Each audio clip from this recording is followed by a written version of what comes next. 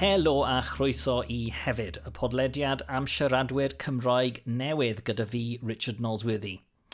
Nawr, mae rhywbeth ychydig yn wahanol y tro yma, tra fy mod i'n recordio penodau newydd, byddwn ni'n mynd yn ôl i'r archif. Felly, reit nôl i'r dechrau nawr gyda sgwrs o fis Chwefror 2021.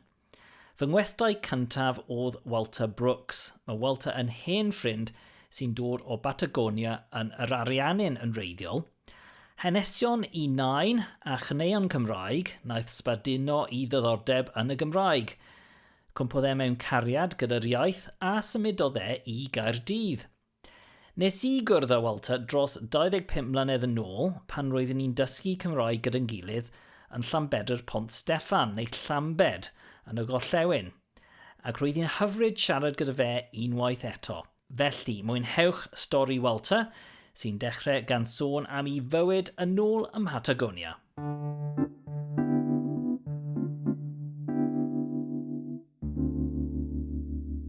Na, ces I fywyd gyffredin, gallai ddweud,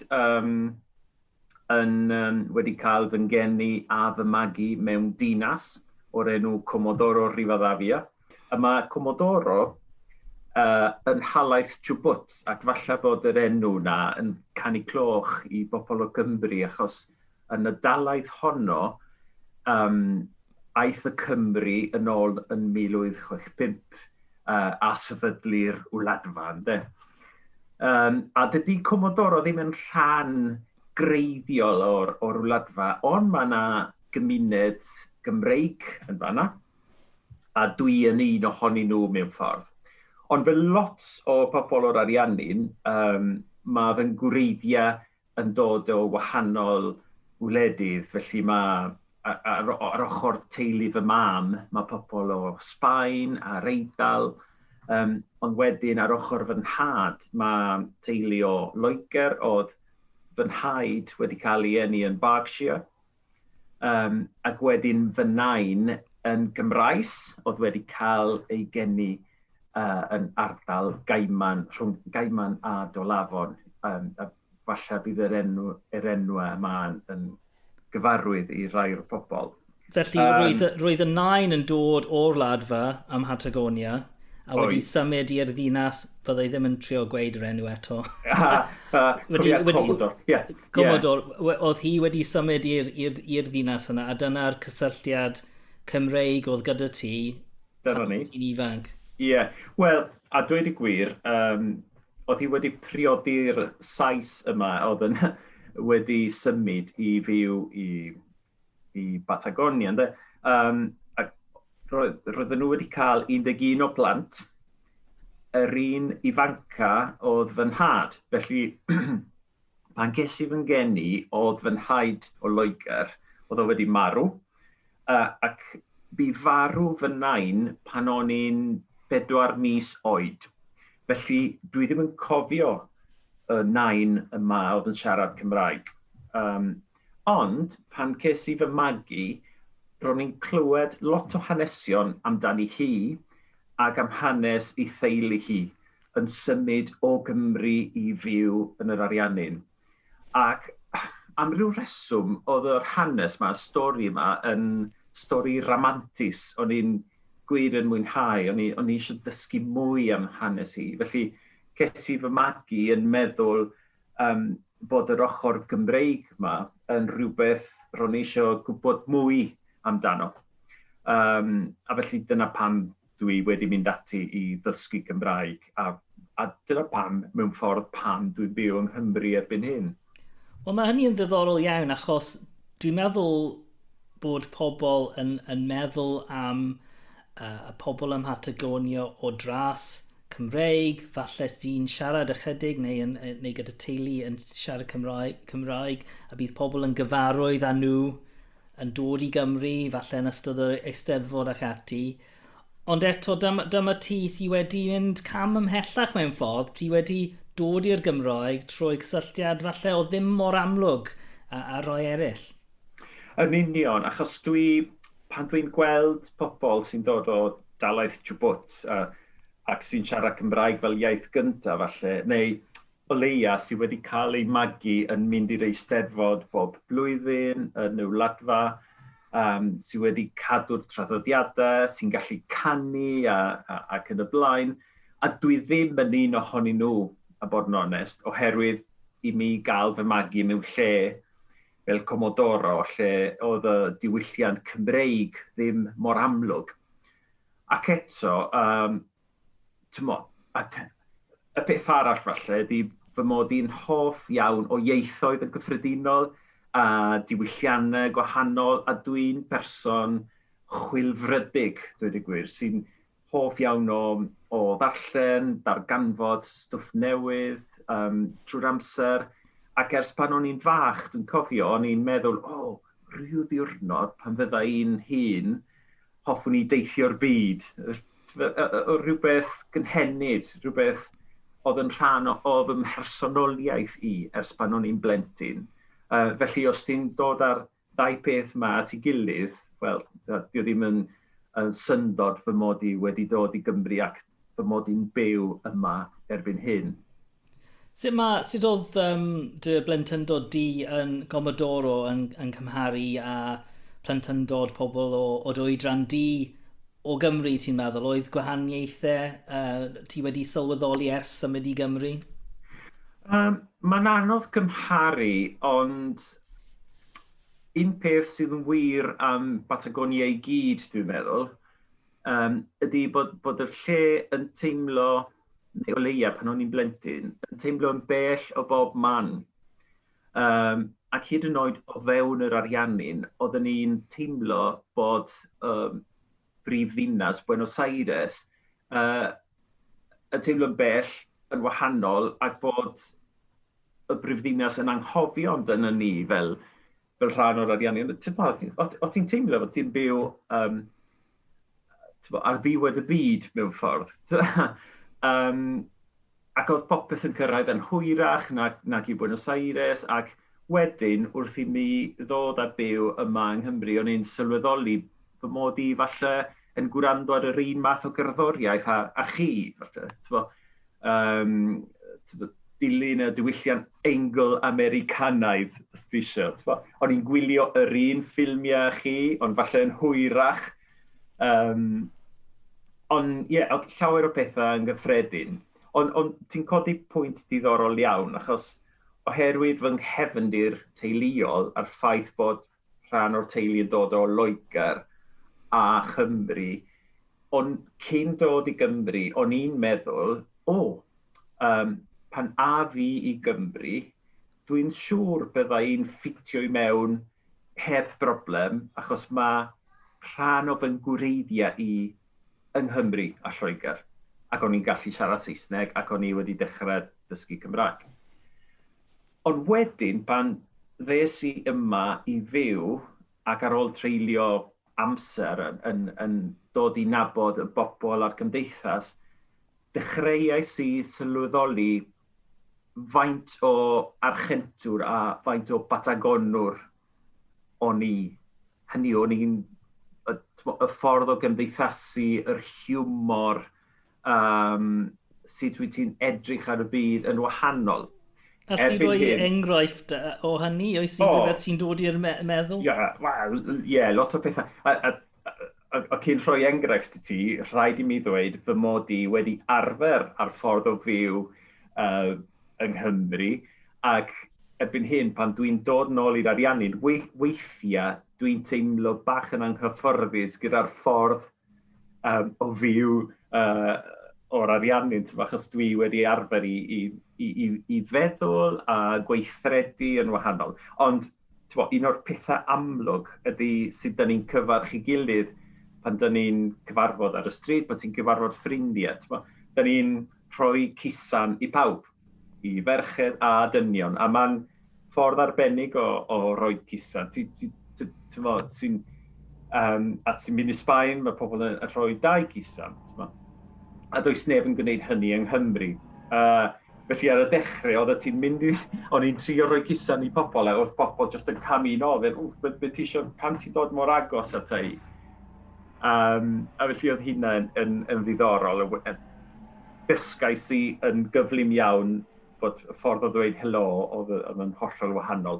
Peth arall, ac oedd hwnna, oedd ni wedi cael y profiad, yn yr Ariannin, ac yn ymwedig yn Comodoro, os oedd ti eisiau mynd i weld rhywun, oedd dim angen ffonio, dim angen trefnu cyfarfod. Just ti'n cerdded i'r tŷ, nocio ar y drws, a ti'n sicr o cael croeso.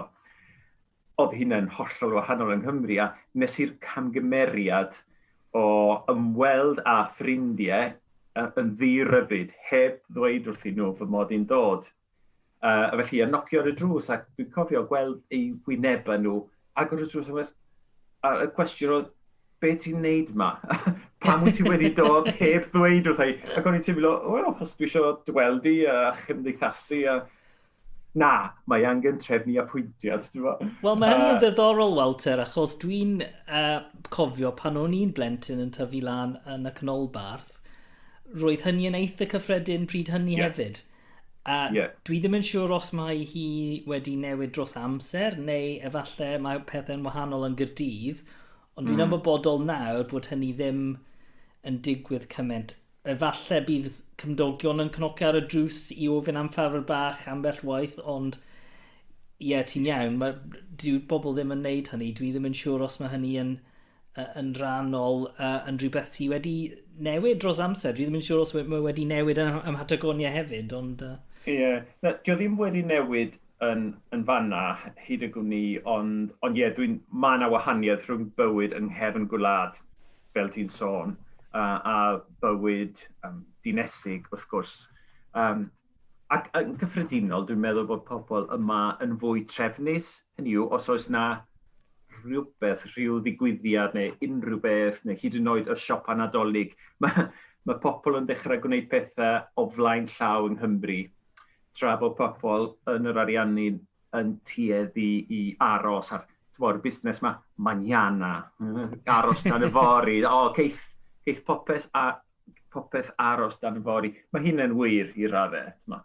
A dwi'n cael trafferth weithiau pan dwi'n mynd nôl i'r Ariannin i gofio bod, mae rhaid i mi ymlacio a peidio a phoeni am drefnu pob peth.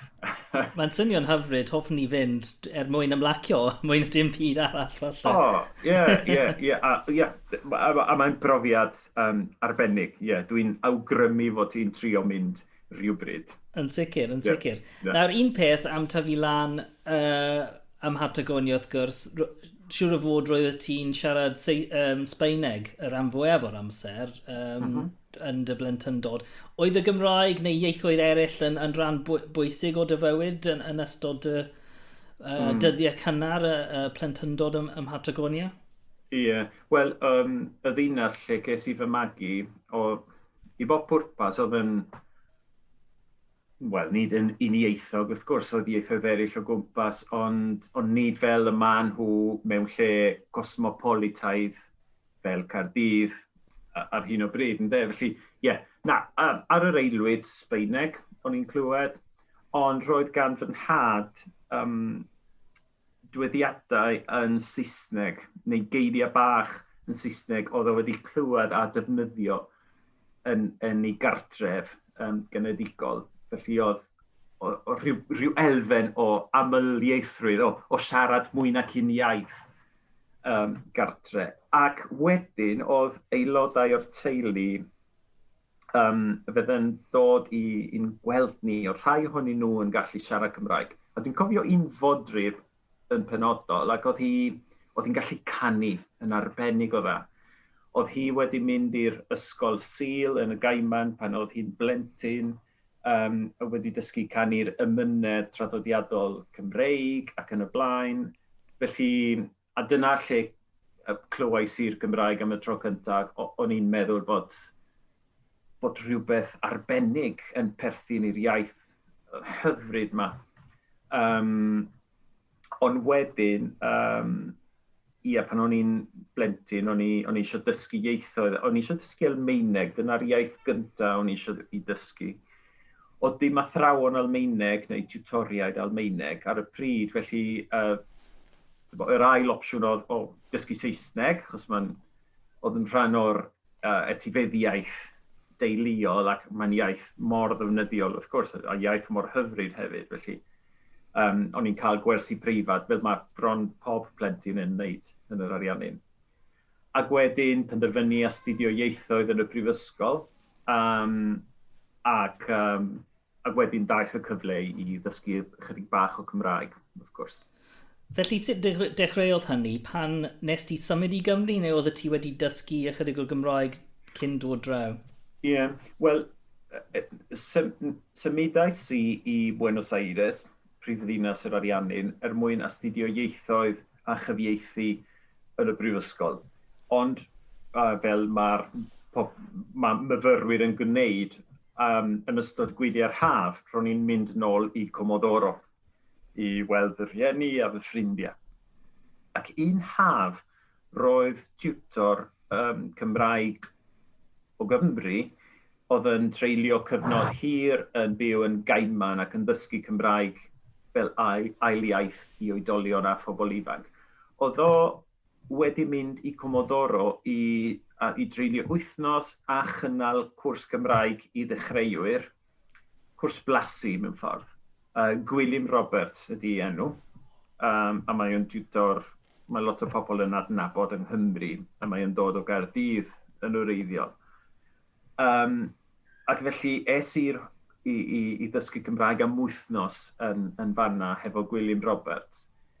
Ac ar ôl gorffen yr wythnos, o'n i'n benderfynol o ddysgu mwy, felly ges i sgwrs a Gwilym, ac awgrym Gwilym Roberts oedd, wel, os ti eisiau dysgu Cymraeg a dod yn rhugl, mae rhaid i ti trio mynd i wneud y cwrs haf yn Prifysgol Llambed yr Pont Steffan. Cwrs dwys, 2 fis, ac ar ôl y 2 fis, bydde di'n rhugl. Felly, nes i penderfynu, oedd yn fis Ionawr, a dwi'n cofio, yn fis Chwefror, haf yn yr Ariannin, ac erbyn diwedd mis Mehefin y flwyddyn honno, o'n i wedi teithio, wedi dod i Gymru mwyn gwneud y cwrs y Llambed. Ac yn fanna nes i gyfarfod ti. Wrth gwrs, ie. Wel, dyna lle nath ni gwrdd am y tro cyntaf, wrth gwrs. Mae hynny nawr 11 mlynedd yn ôl, amser hir yn ôl, dros 20 mlynedd yn ôl, roedd hynny. Ond, wrth gwrs, roedd y cwrs yn fendigedig, a Llambed yn lle hyfryd i fod. Ond, i fi, oedd Llambed ddim yn rhywle gyfarwydd iawn, bod fi'n tyfu lan yn y canolbarth. Doedd hi ddim yn lle roedd ni wedi ymweld â hi, really, o'r blaen. Ond sut oedd e i ti, achos, wrth gwrs, roedd y ti wedi teithio dros y byd mwyn mynd i Llambed. Sut oedd hi i ddechrau? Beth wyt ti'n cofio am yr amser yna yn glanio yn Llambed i ddechrau dysgu Cymraeg? Ie. Wel, ar un ochr, yn y brifysgol, o'n i wedi astudio yr iaith Saesneg, felly o'n i wedi darllen lot o lenyddiaeth Prydeinig ac lot am hanes Prydain hefyd, gan gynnwys y Cymru, wrth gwrs. Felly, oedd gen i lawer o ddisgwyliadau, os ti eisiau. Felly, lot o syniadau yn fy mhen. O'n i wedi gwylio ffilmiau ac yn y blaen, felly oedd y lle yn ddim yn gyfarwydd wrth gwrs, ond oedd gen i rhyw syniad yn fy mhen i o be i ddisgwyl. Ond wrth gwrs mae reality yn wahanol i'r breuddwydion sydd yn ein penna ni. Felly oedd Llambed yn lle hudolus, bod hi yn nghanol gorllewin Cymru ac dio ddim yn lle mawr. I mi, roedd Llambed fel bydysawd, fel the universe Cymraeg. o'n i wedi syrthio mewn cariad ar ôl yr wythnos gyntaf. Achos ro'n i'n teimlo fy mod i'n darganfod rhywbeth personol iawn, dwfn iawn am fy ngwreiddiau i ac am hanes fy nheulu ac am rhan o fy hunaniaeth i. Mae'n lle arbennig, a mae lle yn fy nghalon i Lambed yr Bont Steffan o hyd, ac bob tro dwi'n pasio wrth yrru ar y ffordd i Aberystwyth neu'r Gogledd, mae fy nghalon yn curo yn gyflymach wrth yrru trwy Lambed. Felly, ac oedd, fel ti'n cofio, oedd yn brofiad rhyfeddol, oedd y cwrs iaith yn arbennig o dda, ac oedden ni gyd ar ôl y 2 fis na wedi dod allan yn gallu mynegu'n hunan, yn gallu siarad yn Gymraeg. Oedden ni'n siarad Gymraeg bob dydd, bob wythnos. Oedd yn anhygoel. Dwi'n mor ddiolchgar i'r tiwtoriaid na. Beth wyt ti'n cofio am fywyd yn Llambed yn ystod y haf yna? Beth oedd y ti'n hoffi mwyaf? Achos dwi'n cofio oedd nifer ohonoch chi wedi dod o Batagonia hefyd, felly tua trean y cwrs, dwi'n meddwl, os dwi'n cofio'n iawn. A dwi'n falch iawn bod cynifer o bobl o'r wladfa wedi bod ar y cwrs, achos oedden ni'n rhyw fath o gymuned. Taswn ni wedi bod ar fy mhen fy hunan, fysa hi wedi bod yn anodd iawn, dwi'n meddwl, achos mae dy bendi yn brifo ar ôl gymaint o wersi a gymaint o amser yn trio dysgu iaith newydd. Ond, felly roedd yna cydbwysedd, felly rhyw fath o ddysgu llawer am Gymru a'r Gymraeg, ac ar yr ochr arall, rwy'n ni'n gallu ymlacio yn siarad Sbaeneg a bod yn gymuned o'r Ariannin gyda'i gilydd. Ond, dwi'n cofio bywyd yn Llambed fel rhywbeth, bywyd cefn gwlad, tawel, dod i nabod y cymeriadau lleol, oedd yn siarad Cymraeg, ffermwyr, cael gwahoddiad i fynd i'r côr, ac wedyn pob nos mynd i'r dafarn, nid i yfed, achos mae'r ffordd yn ni'n edrych ar alcohol yn yr Ariannin yn wahanol i'r ffordd ydych chi'n ystyried pwysigrwydd alcohol yma. Ond cymdeithasu ac ymarfer iaith bob nos yn y dafarn, nes bod hi'n cael. Oedd rhyw fath o drefn, rhyw fath o batrwm yn ein bywydau ni. Oedd Llambed yn anhygoel. Yn sicr, dwi'n cofio, dyna oedd y tro cyntaf i fi dod yn ymwybodol o ddiwylliant Patagonia ar Ariannin, a dwi'n cofio blasu te o'r Ariannin, a dwi'n cofio hefyd cynnal rhyw fath o barbecue. A cwrdd a tithau ar gweddill y grŵp wrth gwrs. Felly roedd hi'n cyfle i gymdeithasu gyda pobl o sawl gwlad. Dwi'n cofio rhywun o Japan yno, pobl o America. Felly roedd hi'n profiad arbennig i ni Cymru hefyd, dwi'n meddwl, bod y iaith wedi dod â pobl at ei gilydd o wahanol lefydd. Na cytuno, 100%. Ac, a dyna pam oedd y Llambed, wrth gwrs, dydy'r cwrs yna ddim yn rhedeg erbyn hyn, ond pam oedd y cwrs mor arbennig, ond oedd. Mae lot o straeon diddorol wedi dod allan o Lambed. Ac faes o law, ces i'r fraint o fod yn tiwtor iaith yn Llambed am 2 neu 4 blynedd. Felly oedd mynd yn ôl i Lambed mwyn helpu pobl i ddysgu'r Gymraeg yn brofiad bleserus di hwnt, achos o'n i'n cerdded ar hyd coridor ar coleg ac mynd i'r ystafelloedd dysgu a teimlo, o'n i wedi bod yma fel dysgwr rhai blynyddoedd yn ôl, ac erbyn hyn o'n i'n gallu pasio'r gwybodaeth yma a'r cariad at yr iaith ymlaen a rhannu hynna efo pobl eraill. Ac oedd yr un awyrgylch yn bodoli, yr un math o deimlad arbennig. Felly, profiadau anhygoel. Ac roeddwn ni'n lwcus, dwi'n meddwl, i wneud cwrs dwys am 2 fis, fel oedd ti'n sôn. 2 fis yn siarad Cymraeg bob dydd, trwy'r dydd, mwy na lai. Felly, bydd rhai pobl falle'n gwrando ar hyn yn meddwl, wel, dyna lwcus. Nid pawb sy'n cael y cyfle, ond yn sicr mae cyrsiau dwys yn bodoli o hyd, felly mae hynny yn cyfle da. Oes unrhyw beth ti'n meddwl sydd wedi dod allan o'r cwrs yna, ti'n meddwl, wel, pam oedd e mor llwyddiannus, ti'n meddwl? Achos fel wedys ti, nathon ni dod allan o'r cwrs yna yn gallu mynegu'n hynna, yn gallu siarad yn rigol. Pam oedd y cwrs yna mor llwyddiannus? Beth, oes unrhyw tips ti'n meddwl sydd wedi dod allan i helpu pobl eraill sy'n dysgu'r iaith? Ie.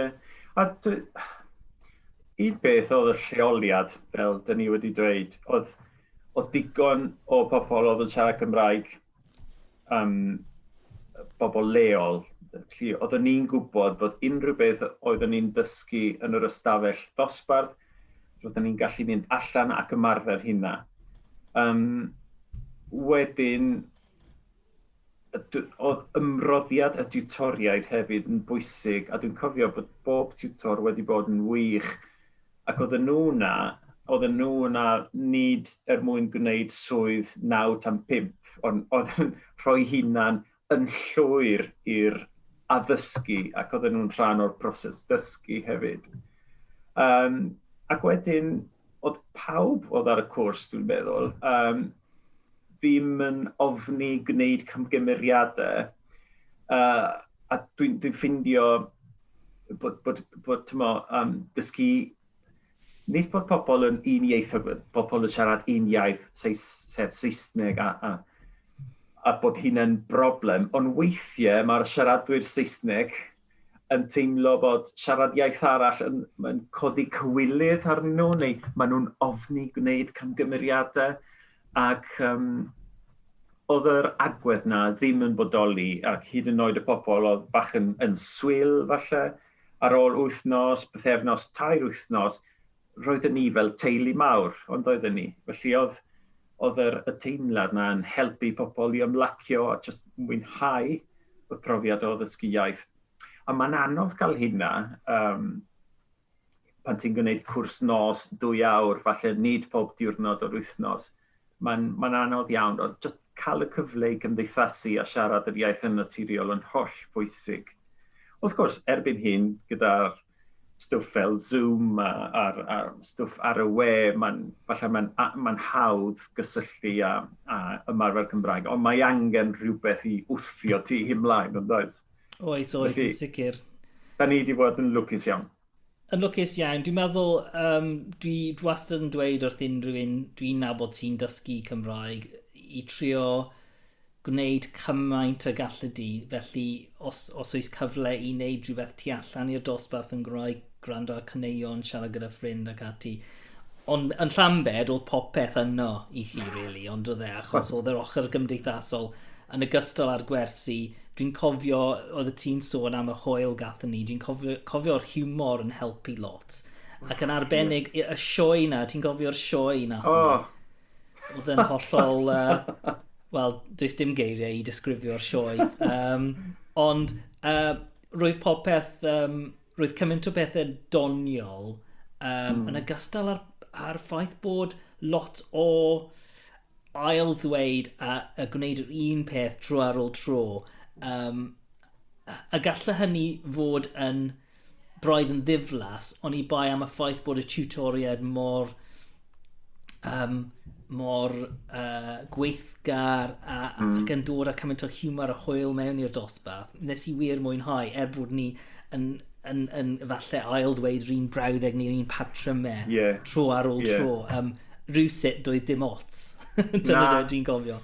Ond dwi wedi clywed pobl yn beirniadu y math yna o addysgu, hynny yw, ailadrodd ac ailadrodd ac ailadrodd. Ond gweithio hynna yn dda iawn i ni, dwi'n meddwl.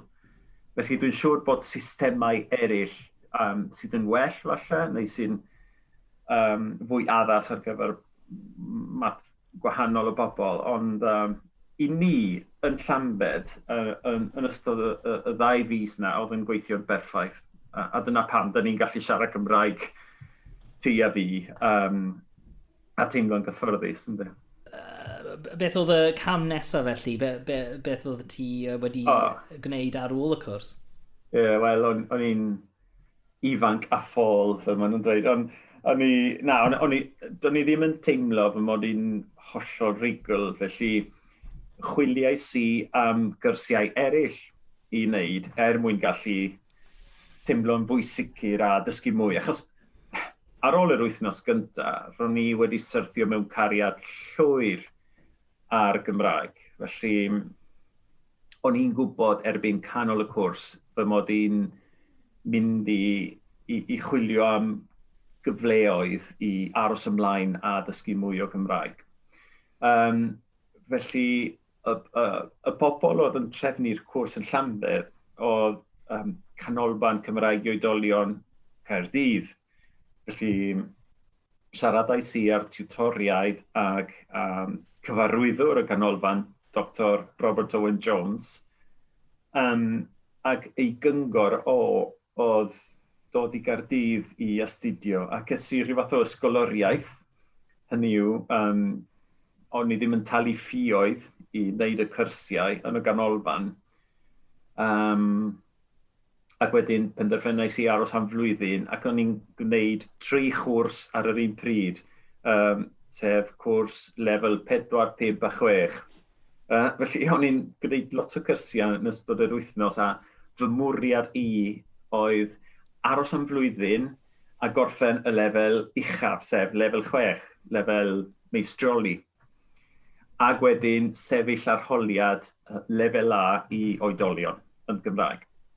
Felly dyna be wnes i.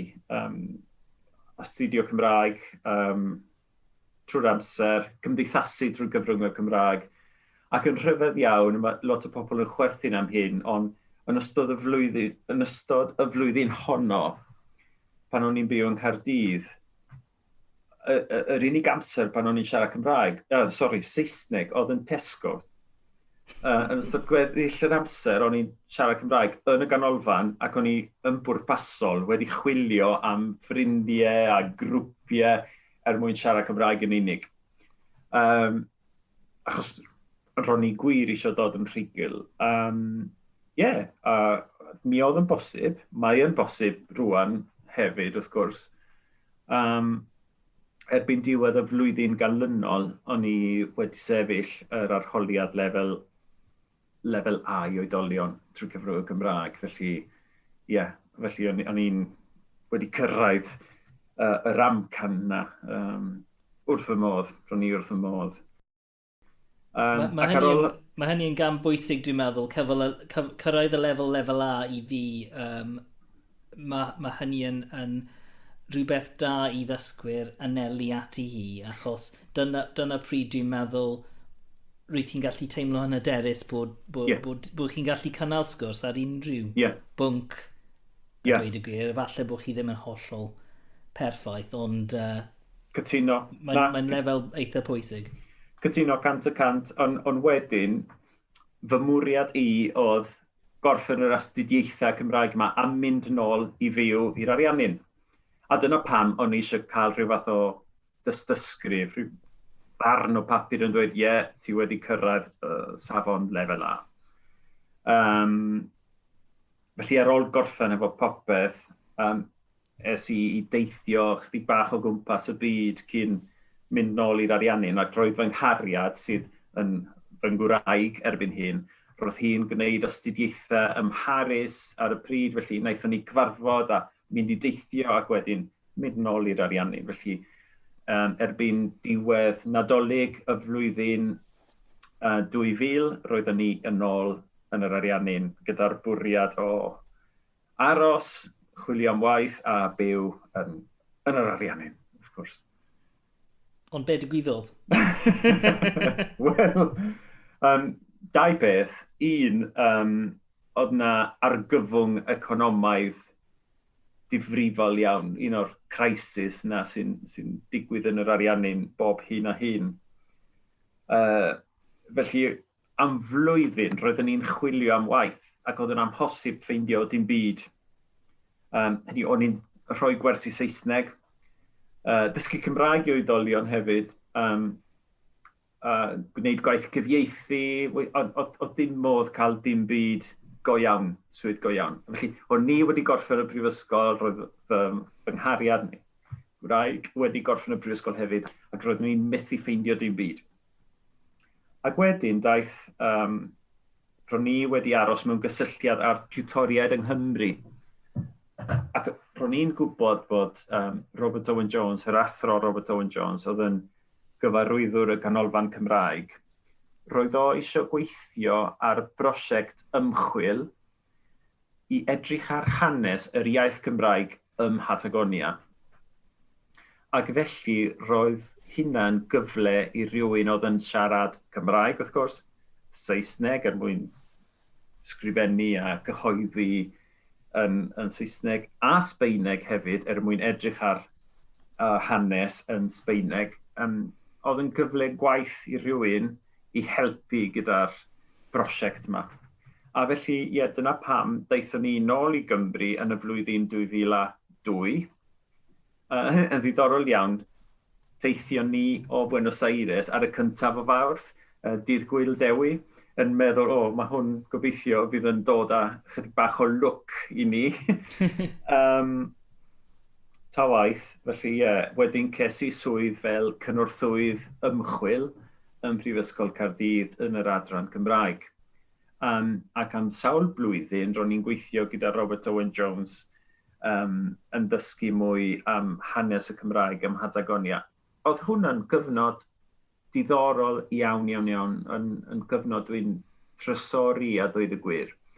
Achos ar un ochr, roeddwn ni'n gweithio yng Nghymru, ac wedyn roeddwn ni'n mynd draw i rwladfa i Batagonia i wneud y gwaith maes. Ac oedd hynna'n golygu edrych ar hen bapurau, hen ddogfennau hanesyddol a siarad ar bobl leol yn Gymraeg neu yn Sbaeneg a deall mwy am y gymuned Gymreig a Chymraeg ym Batagonia. Ac oedd hwnna'n broses diddorol iawn i mi, achos ro'n ni'n gallu edrych ar hanes fy ngwlad ac fy nhalaeth o berspektif rhywun o dramor. Ac mae'r proses yna yn ddiddorol iawn, achos mae pob math o gwestiynau yn codi, a ti'n gwestiynu hanes dy hanes dy hunan mewn ffordd. A mae hynna'n broses cyfoethog tu hwnt. A ti wedi newid y ffordd dwi'n meddwl am y byd, nid yn unig am fy ngwlad, ond am y byd yn gyffredinol. Dwi wedi bod yn ffodus iawn. Sut newidiodd hynny y ffordd roedd y ti'n edrych ar Batagonia? Achos wrth gwrs roedd y ti wedi cael dy fagu yn y dalaeth, ond mae'n swnio fel bod pethau wedi newid trwy wneud yr ymchwil yna. Wel, mae popeth yn rhan o broses ehangach, achos fel dwedon ni ar y dechrau, dim ond ar ôl i ni adael yr Ariannin, sylweddolais i bod ni'n ddim yn cynllunio yn dda iawn, bod ni'n gadael popeth dan manian a cyfori. Sylweddolais i bod mwy nac un ffordd o gymdeithasu, bod mwy nac un ffordd i ddweud helo, a bod pobl yn gallu, bod cymdeithas neu pobl yn gallu meddwl a byw yn wahanol. Ac unwaith bod ti'n gwneud hynna, ti'n gallu edrych yn ôl ar dy wlad wreiddiol a dweud, sut da ni'n byw yn yr Ariannin a pam da ni'n gwneud beth da ni'n wneud. A felly mae edrych ar dy hunan o berspektif gwahanol yn gwneud i ti sylweddoli beth wyt ti'n hoffi a beth falle ti ddim yn hoffi llawer amdano ti dy hunan a am y ffordd wyt ti'n meddwl. A mae wedi gwneud fi, gobeithio, yn fwy goddefgar, tolerant, dwi'n meddwl. Achos fy mod i'n wedi dod i ddeall bod mwy nac un ffordd o weld y byd. ac bod angen parchu perspektifau gwahanol, neu o leia trio parchu ffyrdd gwahanol o ddeall y byd, ystyried y byd. A dyna un o'r pethau gorau dwi'n meddwl am fyw mewn gwlad arall a gallu mynd nôl ac astudio hanes yr Ariannin. Ac I ba raddau ti'n meddwl bod, achos dwi ddim yn gyfarwydd iawn gyda Batagonia, ond ydy pobl yn y wladfa a pobl o dras Gymreig, I ba raddau maen nhw yn Gymreig o hyd heddiw, neu ydyn nhw wedi dod yn rhan o'r Ariannin neu o diwylliant ehangach erbyn hyn? Ydy'r Cymreigtod yna wedi mynd fel petai? Wel, mae hynna'n gwestiwn gymleth, a dwi'n meddwl mae'n gwestiwn dyled ti ofyn i'r bobl yna sy'n byw yna a gweld beth maen nhw'n ateb. Ond beth dwi'n cofio, ac oedd yn mor ddiddorol, pan o'n i'n gwneud y gwaith ymchwil gyda Prifysgol Caerdydd, ac pan o'n i'n mynd draw i'r Ariannin, ro'n i'n gallu cael sgwrs yn Sbaeneg gyda'r pobl oedd yn siarad Cymraeg, sy'n byw yna, ac I mi, roedden nhw'n teimlo ac yn edrych ac yn siarad fel pobl o'r Ariannin. Right? Ond wedyn, os oedd rhywun o Gymru yn dod ac roedden ni'n cael sgwrs yn Cymraeg, roedd y ti'n gallu gweld bod nhw, nid yn Gymru, ond bod rhyw elfen o Gymreigtod, weithiau elfen gref iawn ynddi nhw. Felly, roedden nhw fel ceiniog, mae'n dwy ochr i'r ceiniog. Felly ar un ochr roedden nhw'n archentwyr. Ar yr ochr arall, roedden nhw chydig bach o Gymru, a mae hyn yn rhan o'r un person.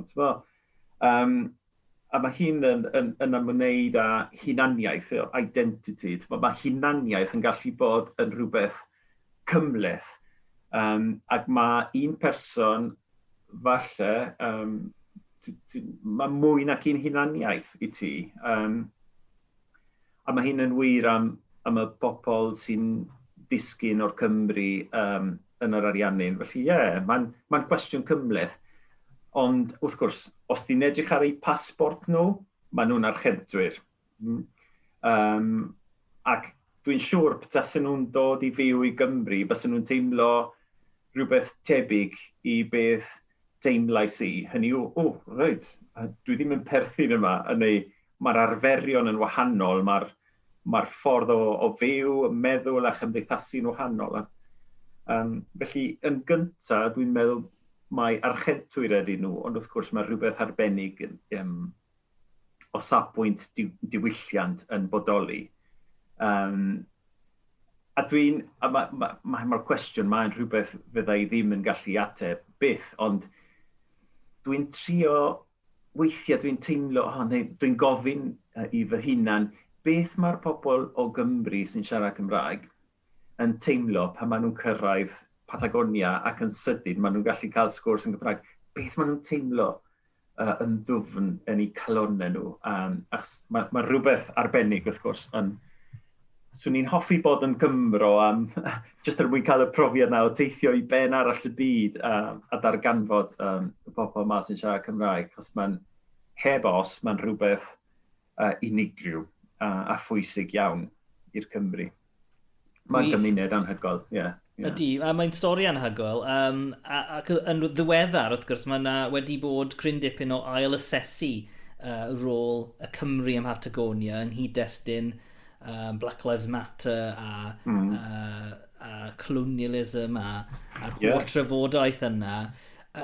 Beth yw dyfarn di ar hynny? Oes roed ail-asesu ar ail-meddwl y ffordd mae pobl wedi ystyried y wladfa a sut ni'n meddwl am pobl yn mynd o un wlad i'r llall?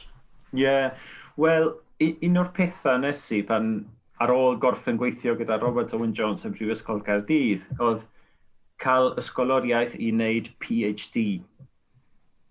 Ac roedd y proses na, wneud PhD yn un anodd, wrth gwrs, ond rhai o'r pethau gorau dwi wedi cael o'r profiad o wneud PhD, a mae hyn yn, dwi'n ddiolchgar iawn i'r bobl oedd yn goruchwylwyr i mi, Bill Jones, yr athro Bill Jones a'r athro Wyn James yn Prifysgol Caerdydd.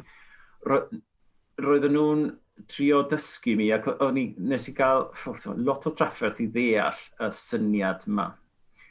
Bod y prosesau hanesyddol yn gyfoethog iawn, ac bod mwy nac un ochr i'r prosesau hanesyddol, ac bod yn werth, neu bod yn well, bod dio ddim yn werth ffeindio ydy hwn yn dda neu yn ddrwg. Yn hytrach na hynny, mae'n well trio darganfod y bersbectifau gwahanol, yr ochrau gwahanol, a cael darlun cyfoethog. Felly, pan da ni'n edrych ar, a dyna beth wnes i yn fy PhD, pan da ni'n edrych ar hanes y Cymru aeth draw i'r wladfa, wrth gwrs, mae'r hanes, mae angen ail ystyried hanes drwy'r amser, achos mae amser yn newid, mae theoriau yn newid, a mae blaenoriaethau yn newid. Felly, mae angen ail asesu hanes y byd drwy'r amser, mwyn trio dysgu gwersi defnyddiol.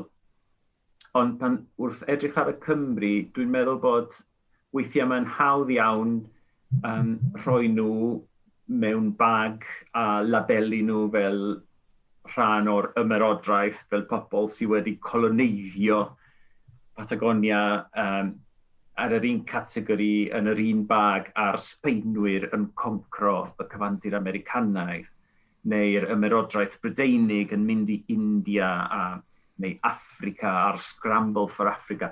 A dwi'n meddwl bod hynna'n eithafol, a bod y proses yn fwy cymhleth na hynny, lot mwy cymhleth. Ar yr ochr arall, mae yna dueddiad i ramanteiddio hanes y wladfa, a dwi'n gallu deall hynny achos pan mae pobl o Gymru yn mynd draw ac yn sydyn clywed pobl yn siarad Cymraeg ac yn cadw'r traddodiadau, mae'n hawdd iawn ramanteiddio am y Cymru ar draws y byd ochr arall mor iwerydd. Ac eto, fel dwedes i, maen nhw'n rhan o'r Ariannin ac o hanes Ariannin. Ac un peth ddysgais i mynd yn ôl at y gwestiwn blaenorol am hanes fy ngwlad i, ydy bod yr Ariannin wedi cael ei creu ar tiriogaeth oedd yn perthyn i'r bobl gynhenid, pobl frodorol. Ac oddi ar yr amser pan gyrhaeddodd y Sbaenwyr, mae'n hanes yn treisgar iawn. Felly mae rhaid ystyried y Cymru yng nghyd-destun yr Ariannin hefyd. Ond dydy hanes ddim yn ddi a gwyn, a dwi cant y cant o blaid ail ystyried. A dio ddim yn gwneud unrhyw les bod yn eithafol, a dim ond trwy edrych ar y gwahanol ochrau, ar y gwahanol perspektifau, bydd y darlun yn fwy cyfoethog. A dwi'n croesawu'r pobl sy'n trio, pobl sy'n gwybod am y stwff yma, sy'n trio mynd i'r afal a'r gwestiynau pwysig yma. Mae angen mynd yn ôl a dehongli hanes mewn ffordd newydd, wrth gwrs. Yn sicr mae'n peth iachus i feddwl ac ail feddwl am hanes diwylliannau, yn enwedig y dyddiau hyn, gyda pynciau yma mor amlwg. Gallai hynny fod yn bodlediad arall, wrth gwrs, ond ar ôl dweud hynny, wrth gwrs, mae'n stori hynod diddorol, y cysylltiadau rhwng Nghymru a Patagonia, a falle dyna ran o reswm nes di symud ymlaen i'r rôl presennol gyda Cyngor Prydeinig falle. Sut dechreuodd hynny? Sut nes di symud o'r prifysgol i'r rôl rwy sy'n neud nawr? Wel, mae yna ochr ymarferol. Hynny yw, ar ôl gorffen y PhD, oedd dim swydd yn y prifysgol i mi, a dyna'r ochr ymarferol, felly oedd rhaid i mi ffindio rhywbeth arall. Felly, ar y pryd, oedd swydd yn y Cyngor Prydeinig yn gweithio ar camlwyddiant a hanner sefydlu rwladfa yn Batagonia. Felly oedd y Cyngor Prydeinig nid yn arwain, oedd yn trio cydlynu rhaglen o ddigwyddiadau diwylliannol yng Nghymru a trio gysylltu â beth oedd pobl yn trio wneud draw yn yr Ariannin. A felly, oedd yna swydd fel cydlynydd ac es i am y swydd, cesi'r swydd, ac ar ôl blwyddyn wrth gwrs, gorffennodd y rhaglen honno, ac wedyn roedd yna swydd fel yn yr adran addysg rhyngwladol. A dweud y gwir, oedd y swydd yna yn apelio'n fawr ata i, achos oedd yna ymwneud â chreu cysylltiadau rhwng Cymru a gwledydd eraill, gyda ffocws ar trio hybu cyfleoedd i bobl ifanc deithio i wledydd eraill mwyn dysgu am ddiwylliannau eraill o gwmpas y byd. Ac os ti'n edrych ar yr ystadegau, dydy pobl ifanc o Gymru ddim yn teithio lot i cael profiadau astudio neu weithio tramor o gymharu â phobl ifanc hyd yn oed yn Lloegr, yr Alban a Gogledd Iwerddon. Felly, am ryw reswm, mae'n debyg bod y Cymru falle ddim yn mwynhau y math yna o profiad rhyngwladol. Felly, ro'n i'n meddwl amdana i fy hunan a'r ffaith bod teithio yma i Brydain, i Gymru, wedi newid fy mywyd yn gyfan gwbl, ac ro'n i'n meddwl, dwi eisiau gweithio mwyn trio rhoi y math yma o gyfle i bobl ifanc eraill. A dyna rhan o'r swydd dwi'n neud. Felly ro'n i'n rhan o helpu gyda'r cynllun Erasmus+, a da ni ddim yn rhan o hwnnw erbyn hyn. Ond wedyn trio cysylltu adran addysg y Llywodraeth ac adrannau llywodraethau eraill mewn gwledydd fel India, Vietnam, yr Ariannin ar draws Ewrop hefyd. Felly, mae'n swydd gyffroes di hwn, achos mae'n gwneud i mi deimlo fy mod i'n gallu cyfrannu i wneud pobl yng Nghymru falle'n fwy rhyngwladol ei meddwl. A dwi'n teimlo bod ni angen y math yna o feddwl fwy nac erioed falle yn y byd sydd ohoni. Yn sicr. Beth sy'n taro fi amdano ti, Walter, yw bod ti yn rhoi yn ôl. Rwy ti wedi cael y manteision, y cyfleoedd i deithio ac i ddysgu, a mae'n hyfryd clywed gan rhywun sydd wedi cymryd y gwybodaeth a profiadau yna ac yn trio rhoi cyfleoedd i genhedlaeth newydd. So, felly, mae'n rhaid bod hynny yn rhoi pleser mawr i ti, bod ti'n teimlo fel bod ti'n gallu rhoi yn ôl.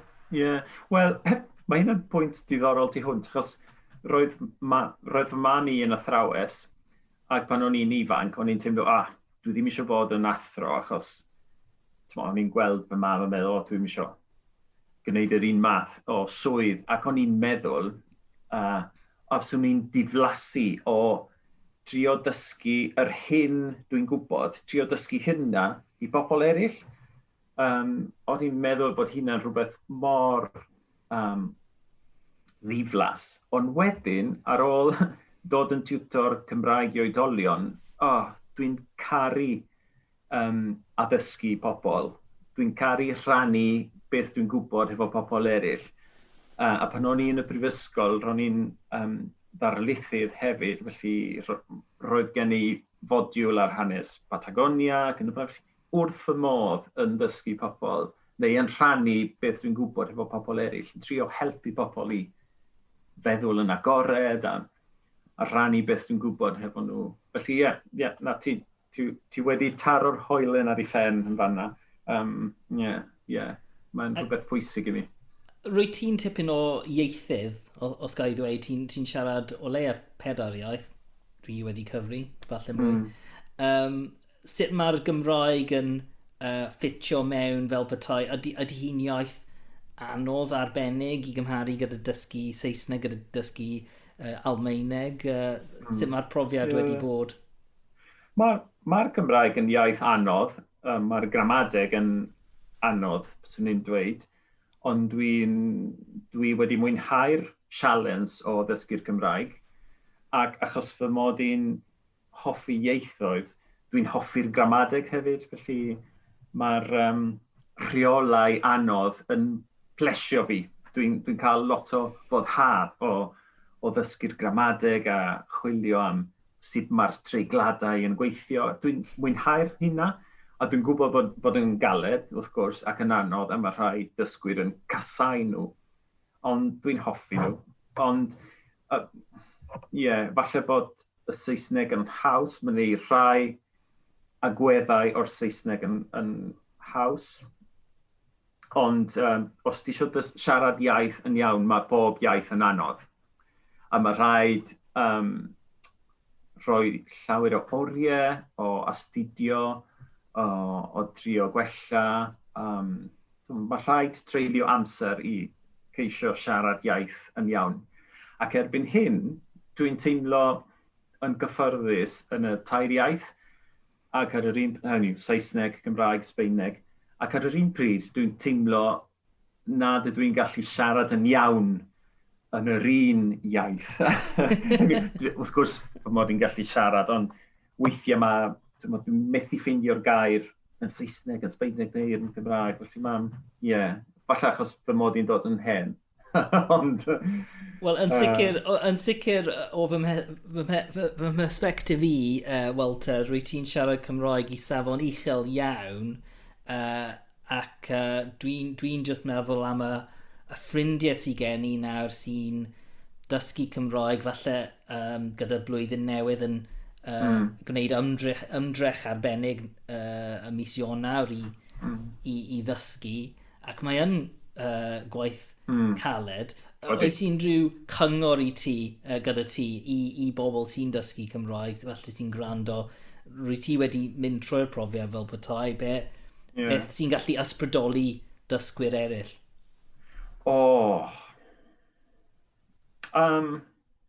Wel, un peth sydd ddim yn wir amdana i, ond un peth dwi wedi sylwi fel dwedais i yn gynharach, ydy pa mor swil ydy bobl a faint maen nhw'n poeni am wneud camgymeriad pan maen nhw'n dysgu iaith. Ac mae rhaid trio anghofio am hynna, a mae rhaid, a beth ydy'n gweld bod siaradwyr yr iaith ti'n dysgu, dyn nhw ddim yn poeni os ti'n gwneud camgymeriadau. Maen nhw'n mynd i dy helpu di, felly i'r gwrthwyneb. Ond mae angen mentro, a dwi'n gwybod bod hynna ddim yn rhan o personoliaeth llawer o pobl, felly dwi ddim yn gallu beirniadu nhw. Y peth arall ydy, dydy dysgu iaith ddim yn proses cyflym, a ddim yn proses hawdd. Ond, ar ôl rhoi ymdrech a llawer o amser a chariad, ti'n gallu ennill cymaint o pethau, achos mae Mererid Hopwood, y bardd Mererid Hopwood, yn dweud bod dysgu iaith fel agor ffenest newydd, a sy'n caniatáu i ti weld y byd mewn ffordd wahanol o perspektif gwahanol. Ac mae pob ffenest yn dod â llawer o olau dydd i mewn i ti. Felly, bod yn waith caled, mae'n werth gwneud yr ymdrech i ddysgu iaith arall. Unrhyw iaith. Yn yr achos ma, Cymraeg, a dyna hanes arall neu stori arall dwi'n dweud wrth bobl, yn enwedig pan o'n i'n arfer mynd ysgolion gyda'r Cyngor Brydeinig yn trio annog plant a phobl ifanc i ddysgu ieithoedd. Dwi'n dweud, dyfalwch pa iaith sydd wedi newid fy mywyd. Ac roedd yn dweud Sbaeneg, na. Saesneg, na. Almaeneg, na. Cymraeg, roedd yn dweud. Ac yn fy achos i, mae iaith fel y Cymraeg sydd ddim yn cael ei siarad gan filiynau o bobl, ond i mi, y Gymraeg oedd yr iaith bwysicaf, yr iaith newidiodd fy mywyd yn gyfan gwbl, sydd wedi gwneud fy mywyd yn well, sydd wedi agor llawer o ddrysau i mi. Felly mae pob iaith yn werthfawr, dim ots os ydy yn iaith sy'n cael ei siarad gan miliynau o pobl neu just hanner miliwn, dim ots am hynna. Felly mae'n werth gwneud yr ymdrech. Yn sicr, ac yn olaf, wel, tan o'n i'n mynd i ddweud, rwy ti nawr, wrth gwrs, yn byw yng Nghaerdydd ac yn defnyddio'r Gymraeg bob dydd. A mae teulu gyda ti sy'n gallu siarad Cymraeg hefyd yn ogystal â Sbaeneg a siwr fod Saesneg. Sut mae bywyd teuluol o ran y ieithoedd gwahanol yma sy'n gyda chi? Mae mor ddiddorol, achos yn y brifysgol, ac yn fanna nes i gyfarfod fy'n Gymraeg, oeddwn ni'n astudio yn Buenos Aires gyda'i gilydd, ac roeddwn ni'n gwneud cwrs am sut mae ieithoedd yn cael ei dysgu gan plant. Felly oedd y theori yn un pennau ni. Felly ar ôl i ni cael plant, roeddwn ni'n gallu gweld sut maen nhw'n gallu datblygu yn amlieithog heb ymdrech. Ac sut roedden nhw'n siarad Sbaeneg. Sbaeneg ydy iaith yr aelwyd, yr iaith dyn ni'n siarad gartre. Ac wedyn, trwy'r system addysg neu trwy ffrindiau, mae'r plant wedi dysgu'r Gymraeg. Ac mae'r Saesneg, dwi'n gwybod o ble. Mae'r Saesneg ym mhob man. Felly, heb addysg ffurfiol yn Saesneg, maen nhw'n hollol dairieithog. Felly, mae wedi bod yn broses diddorol di hwnt, gweld sut maen nhw'n dysgu'r ieithoedd yma a sut maen nhw'n cadw nhw ar wahân. A felly, dyn ni'n gwneud ymdrech arbennig i gadw'r Sbaeneg yn fyw ac yn iachus, achos mae hynna yn rhywbeth sy'n gysylltu ni a'n teulu ni draw yn yr Ariannin.